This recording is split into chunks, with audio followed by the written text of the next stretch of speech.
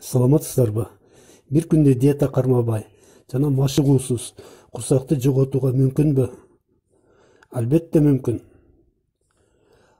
Анда мен пайдалуу кеңештерге көңүлүңүздөрдү буруп, кайрадан сиздер менен мен Бакыт Канчыбеков.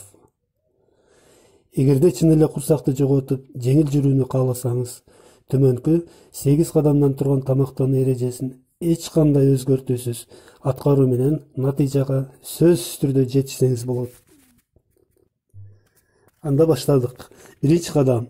Эртең менен саат 7-де бир дана лимондун бүтүн боюнча 200 грамм идишке сыгып алып, андан кийин ошол эле идишке толтура жылуу кайнатылган сууну аралаштырып, даяр болгон сокту ичүү сунушталат. Экинчиден, саат 9 болгондо бир аш кашык алма уксусунан алыңыз да, аны 200 грамм идиштеги жылуу кайнатылган сууга аралаштырып ичилет. Үчүнчүдөн, сааттын жебес 11'de каккан кезде бир дана анарды баарын сыгып алып, пайда болгон натурал сокту кабыл алабыз.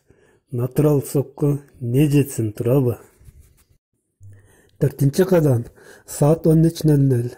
Курсак ачкан жокпу? Чыдаш керек. Бүгүн түшкү тамак ордуна негизги тамак катары селдери, огурец, шпинат, брокколи, имбир жана ошондой эле өзүбүзгө жаккан жашыл жемиштерди кошуп, алардан сок жасап ичүү керектелет. Бешинчи кадам. Саат 15:00 көк чай ичиңиз. Анткени көк чай физикалык нагрузка менен кошо курсактын майларын жоготууга жардам тиет. Сиздин белиңиз саат сайын ичкере баштайт. Эгерде сөзсүз түрдө сунушталган эрежени туура сактаган учурда. Алтынчы кадам. Саат 17:00 сабизден натурал сок жасап ичебиз. Себеби сабиз А витаминине бай болгондуктан организмди ток кармап, тамактануудан алыстатып турат. Жетинчи кадам. Саат кечки 19 болду. Көз алдыңызга күндөгүдөй ужинди элестетпей эле коюңуз. Анын ордуна апельсинден эч кандай аралашмасы жок натуралдык сок ичебиз. 8-ci кадам.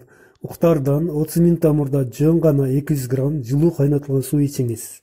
Ушинтип бир күндө курсак жоготууга болуу процедурасы аягына чыкты. Эгерде эрежени бузган эмес болсоңуз, сөзсүз түрдө результат күтүп калыңыз.